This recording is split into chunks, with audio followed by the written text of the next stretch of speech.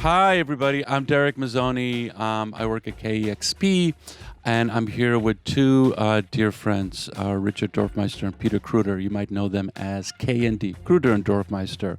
They created an incredible buzz and stir in the early to mid 90s and continue to be producing music, producing records. But that influence that they had at that particular time, everybody fell in love with K&D, literally all over the world. It was wonderful. The music was haunting. It was really well produced, and it really carried a lot of weight with many. It's often, still now, it's in the mix for many, many people all over the world. And they have a new record coming out this month, aptly titled 1995. Richard, Peter, hi. Hey, how are you doing? Doing well. Thank you. Thanks for being here. There's a lot I want to talk about. First off is, how are you guys surviving this interesting time that we're in? We are hanging out in Vienna and Zurich, respectively, and we're doing good. We're in the studio, we're working, trying to make something of that weird time. Okay. What is the inspiration that is manifesting through that? Because you've been working on this record for a bit, and then the world kind of went a little kooky. So I'm always curious. It's like, so, were there moments when you're like, hey, this thing is coming out? What's up with that? Well, we just somehow, of course, we're heavily affected by the whole situation because of the cancellation of all our planned shows for this year. So we were supposed to play in America, making a whole tour, and playing even Coachella, what was supposed to be a great thing to do for us. And then the whole thing went down, and then we had to somehow readjust the set in a way. The release itself was already planned last year. So it just came together that we have more time now to focus on all the activities around the release, which is a good thing for us. And it's a good thing to meet up as well and to live in our creative cosmos and get out of the daily bad news thing that really just put you down and not really an inspiration. So it's great to have that, and somehow it feels like if there would be not really a bad situation if we are together, but once we are separated again or go away, it's then you face the reality, and that's not so funny at the moment, really. It's been 25 years since that first record, so you've evolved. You guys aren't like like a classic party rock band that these guys in their 50s are still playing the same song. Hey girl, I'm gonna get you, girl. It's like, what are you talking about? What was some of the mindset and intention in creating this record?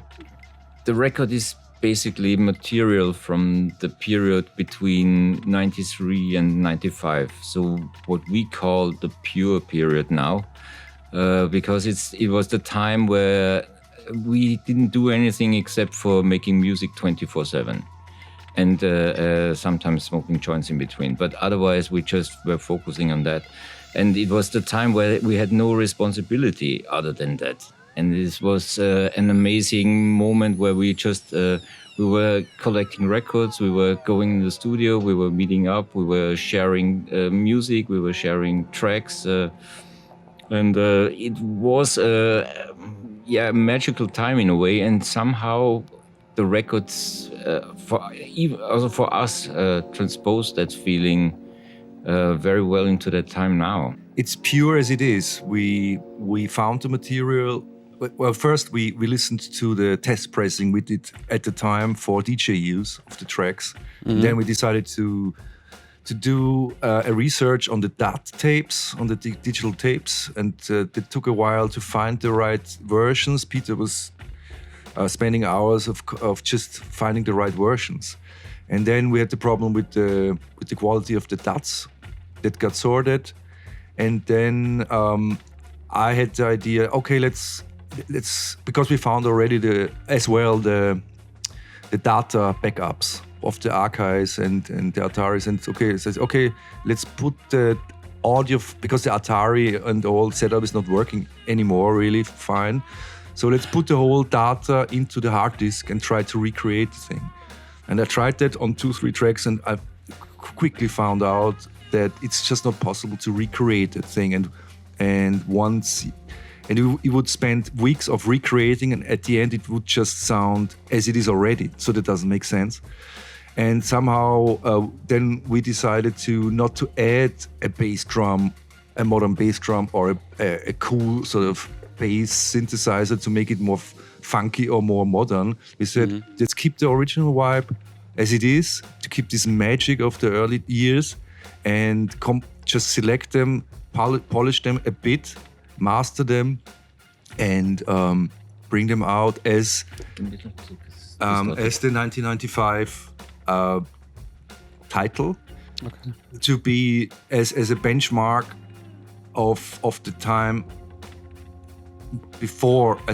Once 95 happened, it changed it all for us, because then we started to DJ and got even more and more distracted in a way, and this period of 24/7 home studio lounging and producing, freaking, went away. Okay. So interesting. So this is so it was almost like an archaeological. In a way, it was, because it was interesting, because the thing is, once we started looking for the old DAT tapes, we had, they're all over the place, So there's some boxes in my home. There's some boxes in his place. Some boxes a friend of mine had, because I had them recorded so I can use them like years ago. So so we had to find all those things, and then compare it, and listening and finding, for the dropouts you had to find an equal part somewhere else. But back then we mixed everything live, So it was quite some work. And due to technical reasons, we never did, as you normally do in a proper studio. What you do is you put them on a 24 track.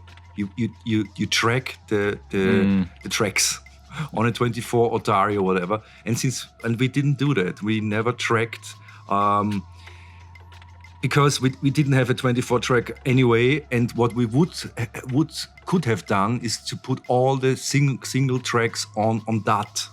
Yeah, but then once we had the extensions of the Mackie, then suddenly we were running 48 tracks, and just to record the single tracks would have taken 24 times 6-7 minutes. Another 25 years to another 25 years. Yeah. But that's the reason why we don't have any real single backups of the mixes as well, of all the K&D mixes from the sessions. They're not existing. They're all like live recordings.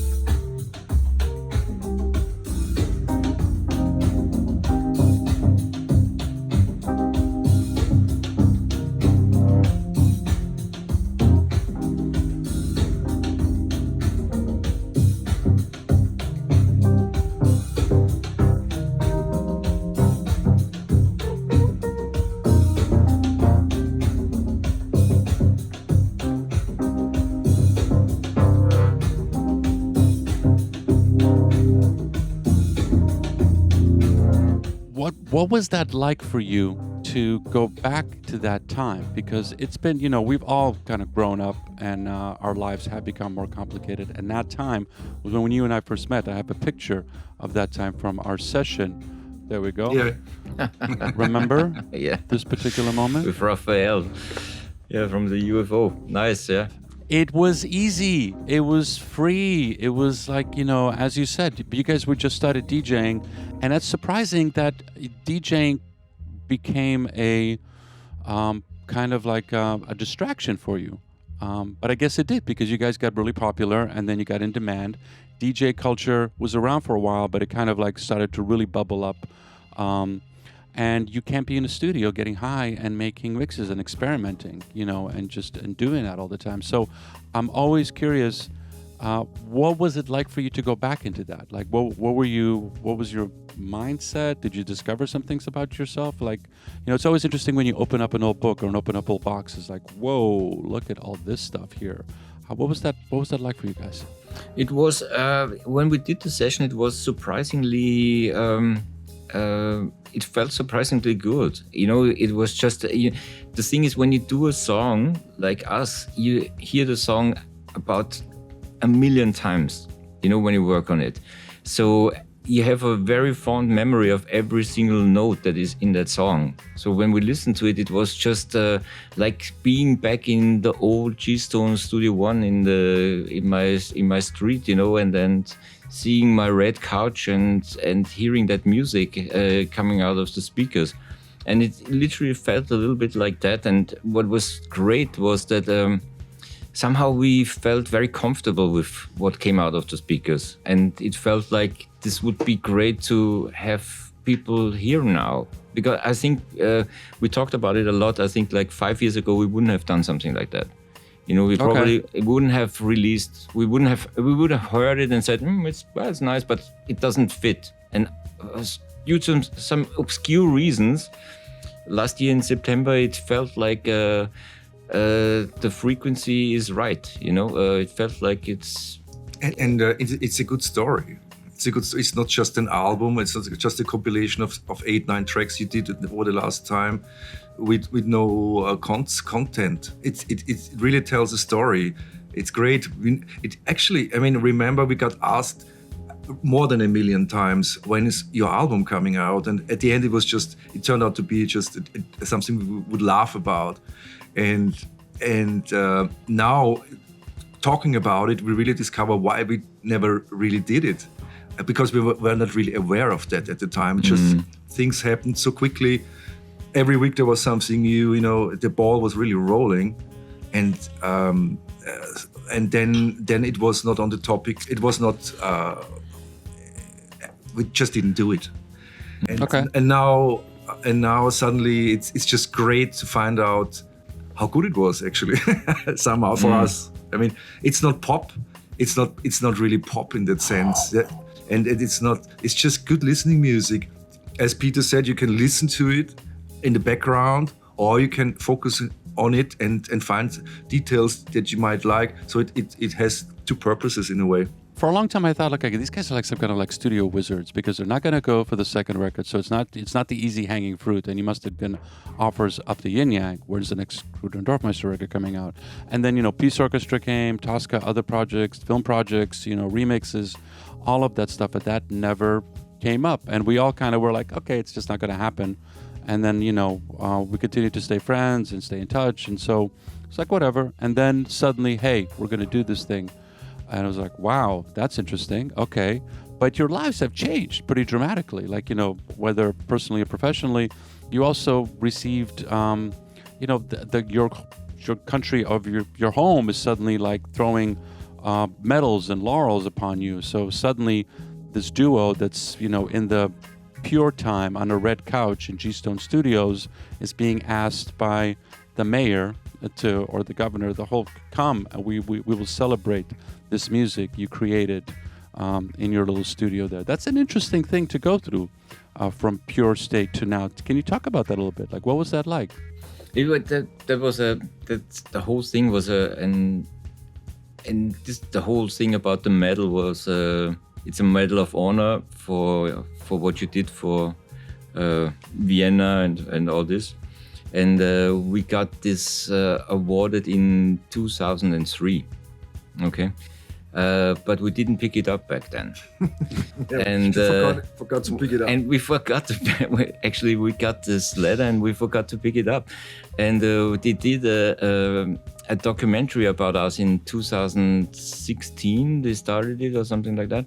And one of the guys came to me and asked if I have maybe some old pictures, some photographs from the early 90s when we started. It would be great to put this in between the stuff they shot and blah blah blah.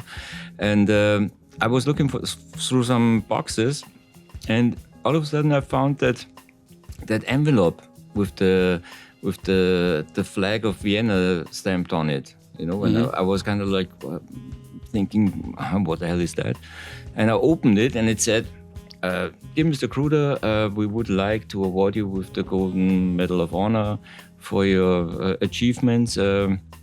And we would love to give it to you. We need your reply if you're willing to take it.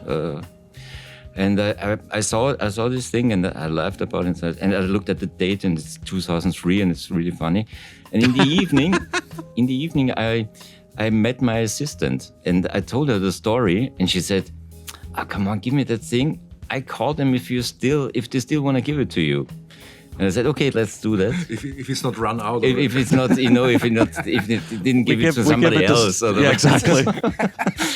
and so she the next day she called and the response from the secretary there was, that is very nice that Mr. Kruder calls after more than 14 years for picking this thing up. We still have it. We still have everything. And we also awarded this to Mr. Dorfmeister. Would he be willing to take it? So Andrea, my assistant, then called Richard and asked Richard if he wants to take it. And Richard said, yeah, cool. And then we both met in Vienna and we had this big celebration in the what you call it, Rathaus? In the townhouse. Townhouse. In the townhouse with all our friends, and it was a brilliant. It was great because we were not sure about how much the people know us after all that years. Yeah. And so I did a little flyer myself, just a simple one with the announcing the party, after party of the townhouse action, and.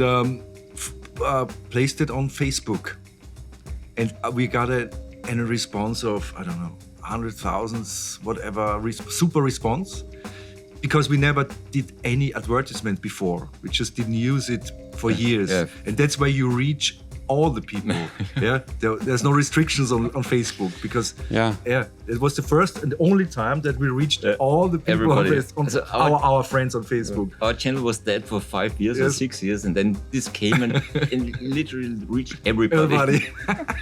Wow. And people were and then afterwards it all went lower because you know how the algorithm works.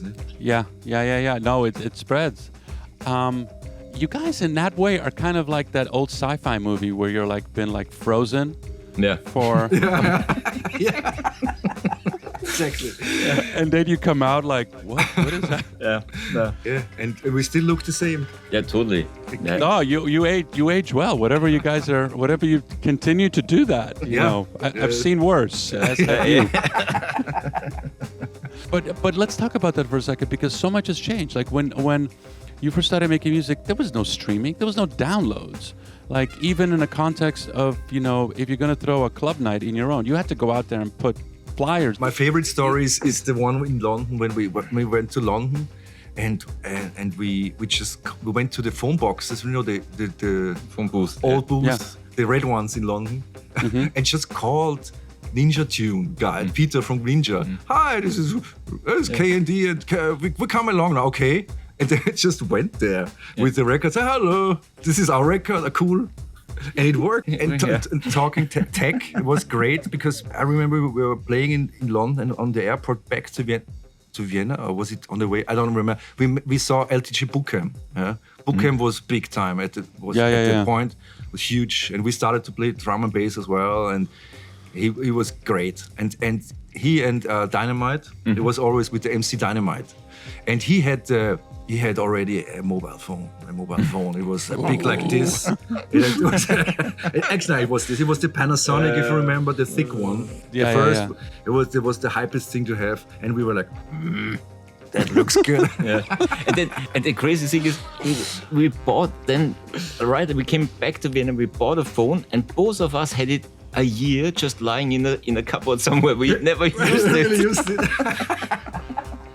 What do I need this for? It's like it's gonna ruin the streamline. Now, but because Peter said, I have to just say it again because actually through you and other guys, we saw it all coming up. You know, with the net and the thing with Apple and the whole tech companies, and we just saw it. We didn't do nada. Yeah, but the thing was also like on that very first tour we were based in San Francisco, and we played in Seattle, we played San Francisco, we played LA, and San Diego, as well. Yeah, a funny story there as well. But that was the San Francisco before the boom. You remember? It was the so it's the whole city was kind of very relaxed, and apartments were cheap, and I really liked it there.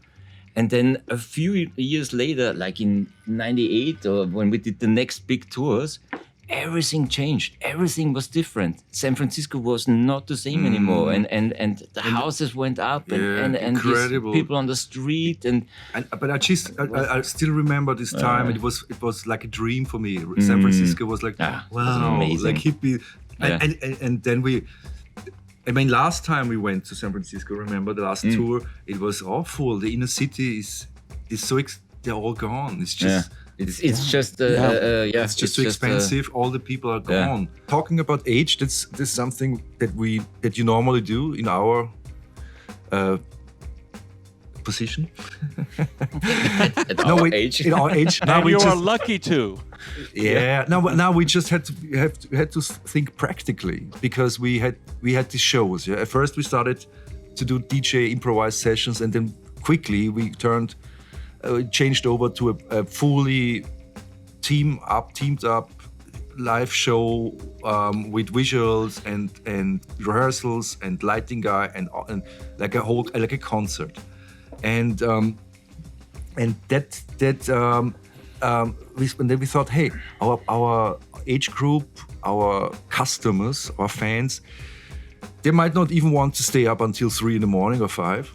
So and then Peter said, hey, why don't we put this club idea as a concert at 9 o'clock in the evening, so people can perhaps go for dinner before or whatever, and afterwards they can go out if they want to, not that late. But it's a 3 hours show from 9 to 12, and that worked out brilliantly. That was just top, because if you would have started at 11 as a dance late night show, we would have lost the concentration as well of the people, because it's too late. But between 9 and 11, it's top. Yeah, that's true. It's an interesting thing, because we are a generation, or probably the first generation, that literally grew up in clubs, and as you get older, the club thing is not interesting for you anymore, because you have like 3 kids at home. You have to get up at 7 in the morning. So everything past 1 o'clock midnight is not of any importance for you anymore. And it's very interesting, because we kind of lost our whole crowd due to that, because we still existed in clubs and were working only in clubs. And all of our friends are like, when you start to play 1 o'clock, no, I'm sleeping then, my friends. Sorry. So so we lost basically our whole audience, and it's very interesting for instance, my mom, she's 80. She grew up in a concert hall. And she still goes to concerts all the time. So for her, her music life or her music thing never ever changed. And she still goes to the same people, if they're still alive, that she went to when she was young, and for us it was good to bring that thing back into bring the club into a situation where people our age can enjoy it as well, and dance their ass off for 3 hours and go home with a big smile.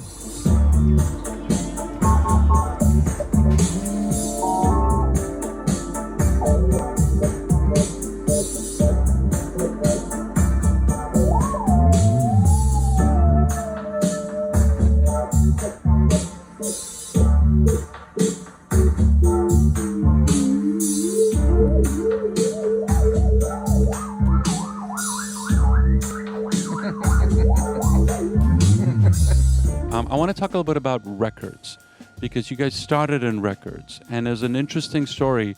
I remember, I think Peter was telling me, maybe Richard, where you guys used to carry records around, and then you saw a DJ, and that DJ just had, I think it was like an early version of Serato in his laptop. He had no records, and you were like, where the hell are your records? You're a DJ.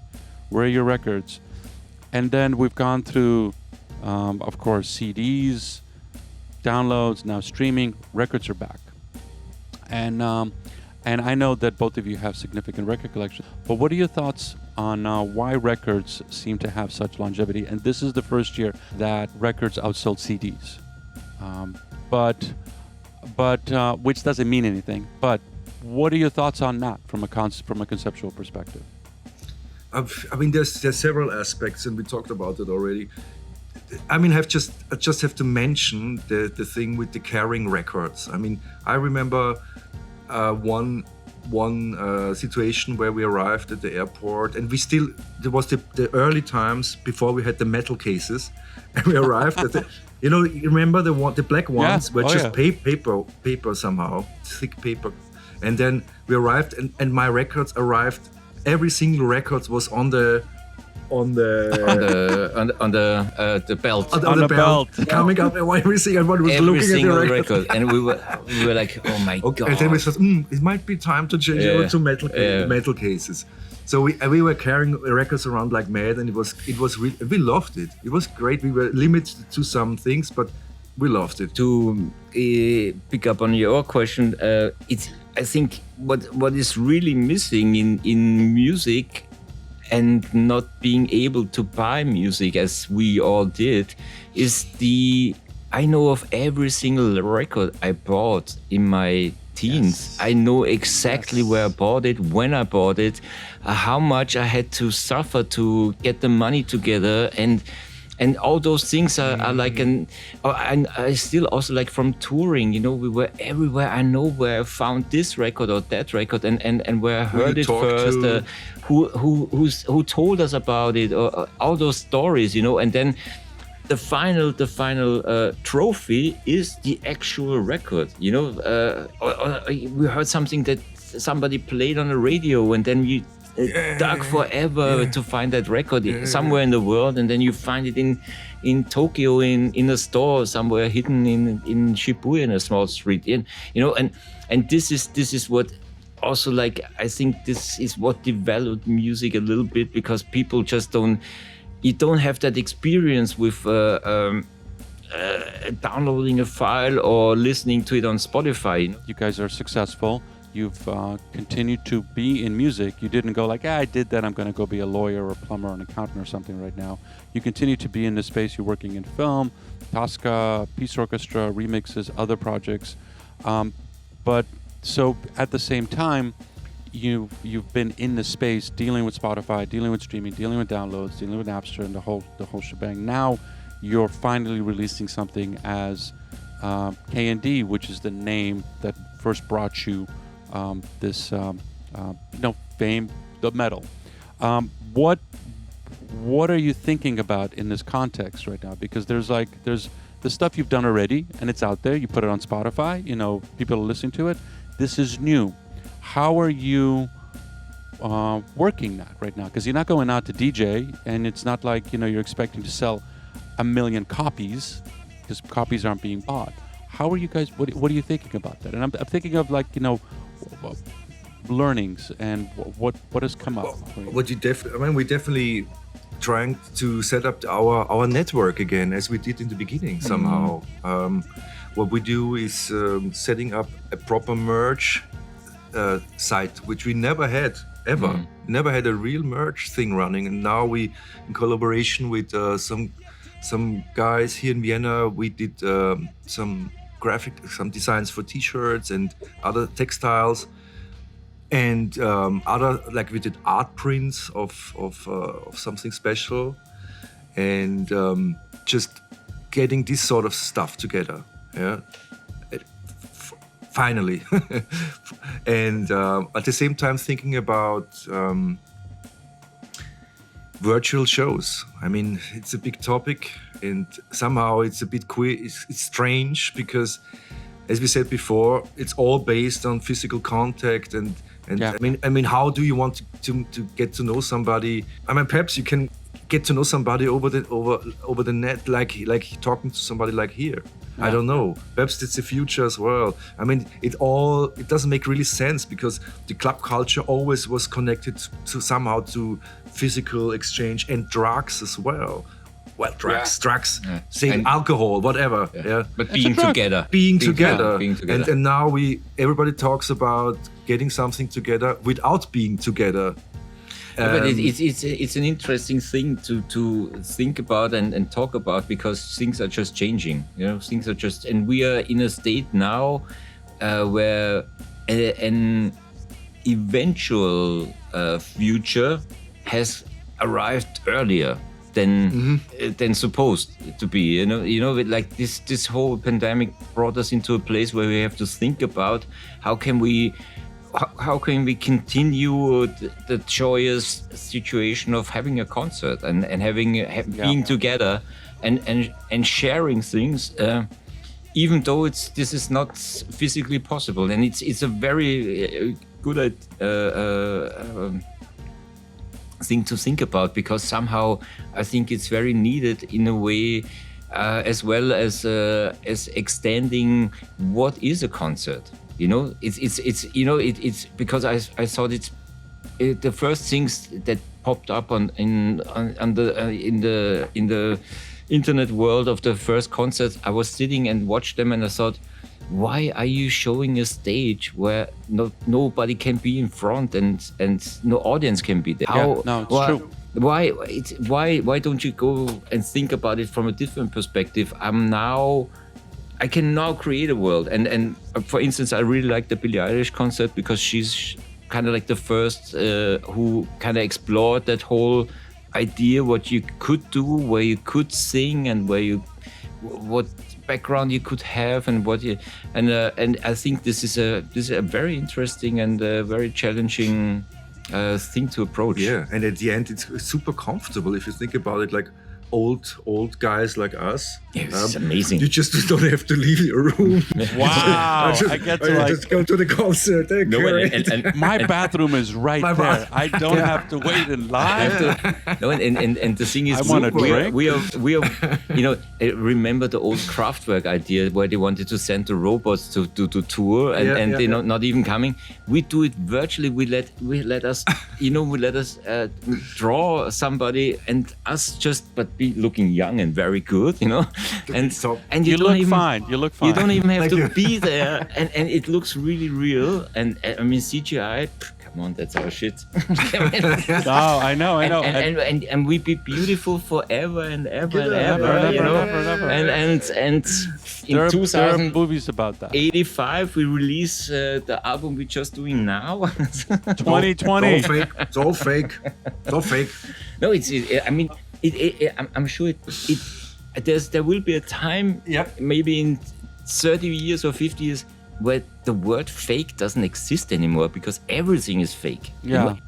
Literally everything will be fake. There will be no reality. Thank you for sharing your thoughts in this concept and putting it out. But I'm curious, super curious, like how you're going to continue to do this, how this stuff is coming out, because it doesn't feel like, this Tosca, this Peace Orchestra, is this, like, even before closing right now, what about the other projects? Like, how are they in your space? I mean, before the last 20 years or 15 years before, it was never really talked about. So it was just, okay, the Peace Orchestra is coming out, Tosca, a thing is coming out. It just happened. Yeah? Mm-hmm. And now we're on that point where we say, okay, let's talk about it, and let's put that thing on a map. Let's say, okay, what is the best time for a Peace Orchestra album now? What would be the best timing in relation to the K&D project for the Tosca release? Mm-hmm. So now it makes much more sense. It's much more target orientated now, and I'm happy about that, because that makes everything much easier, in a way. And since we set up G-Stone again, so we had a relaunch of the label, and this was a thing where we talked. So eventually, in the beginning, it was the idea just to do the K&D stuff on it, and now we also said, okay, let's do the Peace Orchestra on it, and see how this works. But at the same time, developing the K&D stuff. We focus. We try to focus on that operation 100%, and then if we find small spots in between, we do the other stuff. Okay. Massive success. Okay. Thank you. So Be good well. talking to you. Good talking to you too.